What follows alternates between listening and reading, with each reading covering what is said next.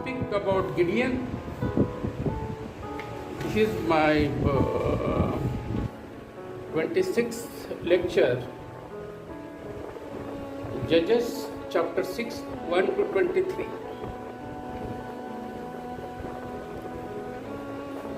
Gideon was the son of Joash, and he was living in a time of judges. In Israel, there were no judges, and there was no look after the Israeli people. So, Midianites and other Amalek, these nations people are attacking them and making their lives miserable. They used to come in their neighboring their field, and they destroy the crops. They plunder their wealth, their bullocks and their donkeys, and they took all the crops. So this Median people make them miserable and poor people. So in this bitterly stages of Israelites, God always sent help from the God. But if you ask why God has given this punishment, because these people are adoring Baal and Asherah, two gods, which are the pagan gods. They were adoring them. So God made them to teach the lessons to come to Him and worship Him. So one day, angel came to Gideon. He was in the he was under the oak tree, and said that, Gideon, you are a mighty soldier. So he said, mighty soldiers, and I will make through you save the Israel. He said, why, if I am a soldier, if I am mighty, why God has made these miserable things? And where are our miracles in Moses' time? So where are all the miracles? Then he said, believe me. Then he said, Lord, you have come, so I must come to, let me go to my home and bring bread and meat.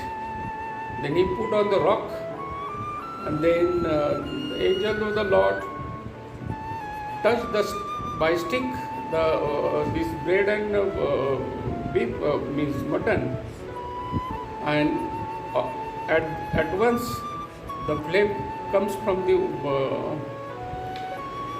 heaven and it burnt it. Then Gideon was not happy, because Gideon said that how can it happen? Then he said, the angel told him that you go and burn your this Baal and Israel's shrine, or what is the statue. So he has taken 10 people and burned the statue, broken the stuff and burned it. Then all the villagers came to one place for meeting, and they said, who has done this? And then they know that Josh's son Gideon has done this.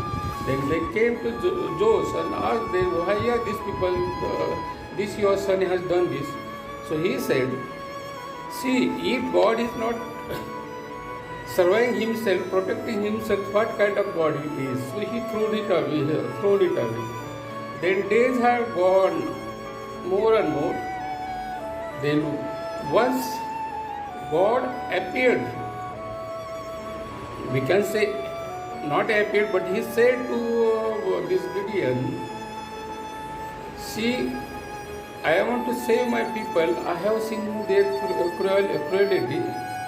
They said, how it is possible? I am a very poor, the 12 tribes are there, the poorest tribes of Manse, and I am a poor, we are from very poor family, and I am the least one. So he said, I'll be with you. Then he said, okay, what shall I do, Lord? He said that you collect the men, soldiers or men. So he collected 3,200 soldiers, and he came to the one place. Then he said to him, these are the too much soldiers are there, so I want to cut them. Let them go who are there, who are frightening soldiers, send them away. So they 2,200 soldiers are sent away. Only 1,000 soldiers remained over there. Then he said, God said, it is also too much, because you will boast yourself that my people have made the victory. So make them in some lake, stream or something, and make them drink the waters. Those who are drinking water by hand or by dogs or animal, which are the labs. So the 300 people, soldiers were drinking water by hand. So he had chosen that 300, and in midnight he has taken one torch and a jar, earthen jar, he has taken. So Puha, his favorite soldier, he has took in the midnight and went to creeping into the Medians' camp. So they were lying over there and heard the message. The one soldier said that, I have got a dream. So that dream is like this. One load came, and this tent has been destroyed. Then others said that Gideon has come and he has massacred all our soldiers, 100 soldiers. So he heard these things, and he came to his place, and he said that 100, he divided the soldiers, and he said, trumpet your horn and break down the jars so people can see the things. So then they saw the torches or something. They frightened. God make them delusion in their mind, and they frightened, and they were killing each other.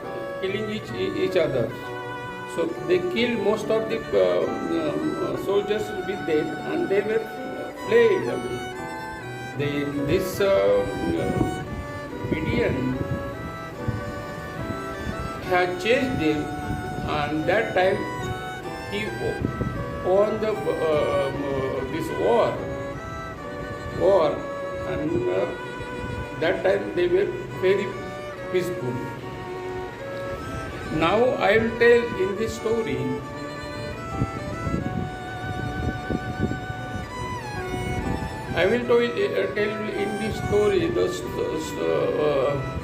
the message from Gideon or something. I will give very particular message. My message is very clear and complete. So, and it is very rare people give like this lectures. So I'll give the message from the story. The Lord God came to Gideon and he turned to him. He turned to him and said, you are a soldier and I'll be with you. And then as he turned, he made him mighty fellow. Then Exodus if you go by fourth chapter, 4 verses, the God also appeared to in thorny bush to Moses and said, I am a God of your ancestor. I have seen your cruelty, my people, being treated in Egypt. Go and save the Hebrews. Then another example I'll give. Matthew 9, 20, 21, 22. A woman who had suffered from several bleeding for 12 years came up behind Jesus and touched the edge of his cloak.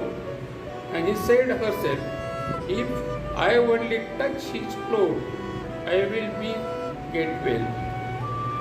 Then Jesus turned round and saw her and said, courage, my daughter, your faith has made you well. Then another example I'll give, Mark 10:49. When there was a blind man, his name, blind beggar named Bartimaeus was sitting by the side of the road, and Nazareth, Jesus was going on that way. He said to Jesus, Jesus of Nazareth, have pity on me. Then Jesus stopped, means turned, and said, call him so that I could heal him. And then he said, go, your faith has made you well. And at once he was able to see and followed Jesus on the road. Then another example, when Jesus come to, this is a Zacchaeus story. When Jesus came to that place, he looked up and said to Zacchaeus, hurry down, Zacchaeus, because I must stay in your house. Because salvation has come to this house today. The Son of Man come to seek and save the lost. Then I'll give you another example, Luke chapter 22, 60, 61. It was a story, it was a Bible narration when Jesus fought and he was the Pilate was judging them inside the court, and Peter was front of that court. Then one man said, you are look like a Galilean, but he denied.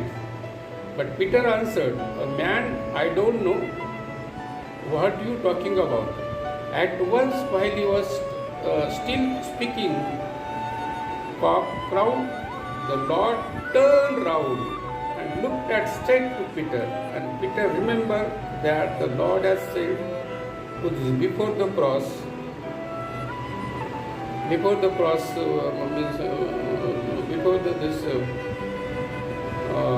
crucifixion,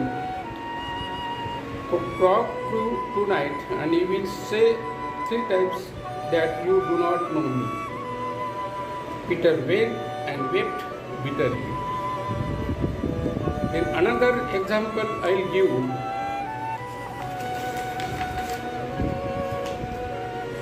Luke 23, 27, 28.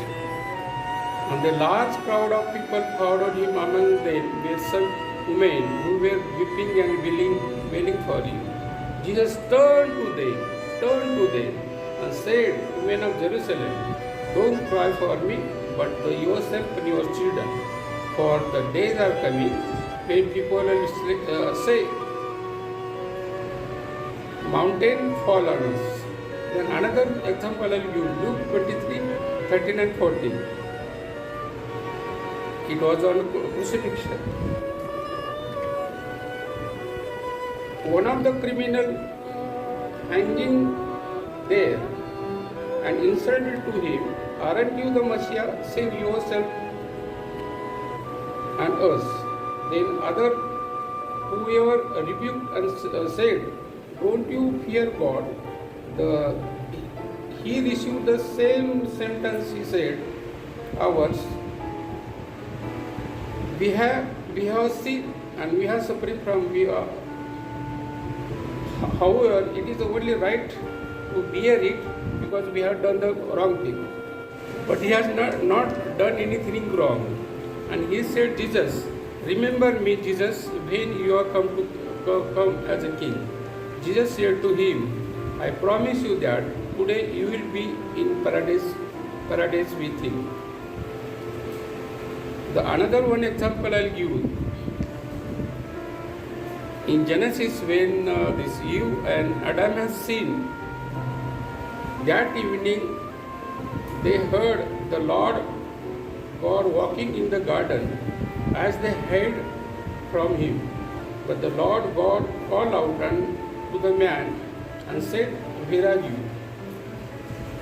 These are the examples that God always turns to men, and he sees the misery of men, and he wants to save the people. He wants to clear the people.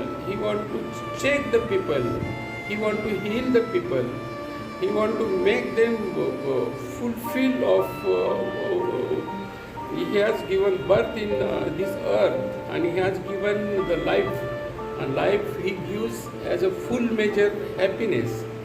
But because of our mistake, like these Israelites have made the mistake, many mistakes. They are worshipping Baal and Ashraf. So we also doing many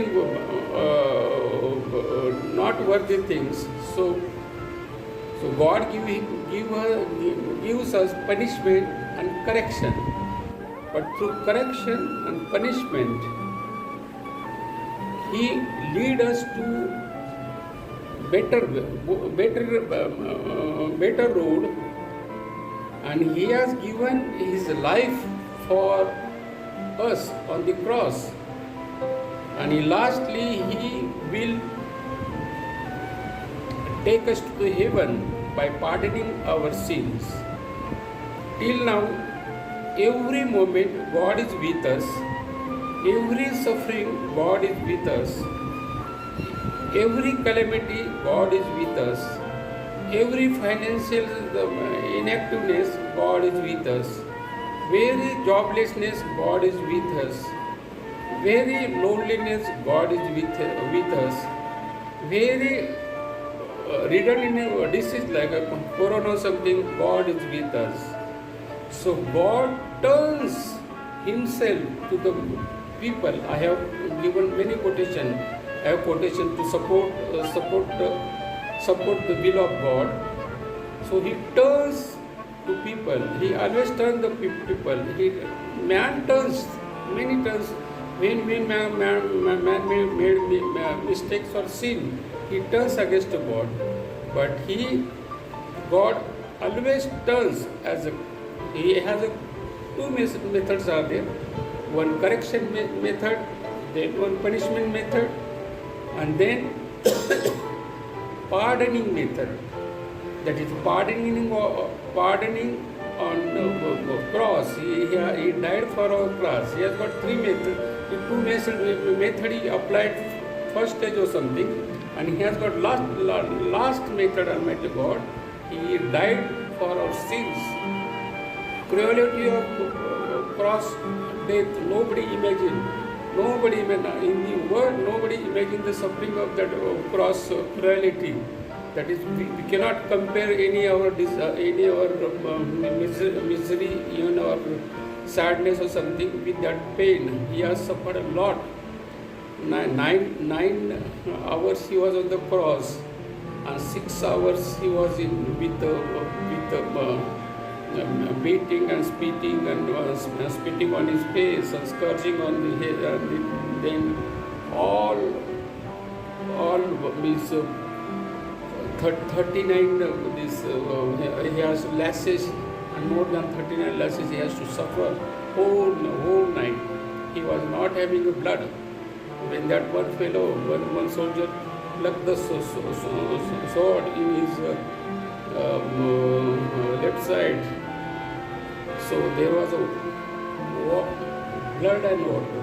It means there was not a single blood remain in his body. All blood he has pour out for our sins. So God is always turning us, and today's message very powerful. God is turning to us, and He heals us.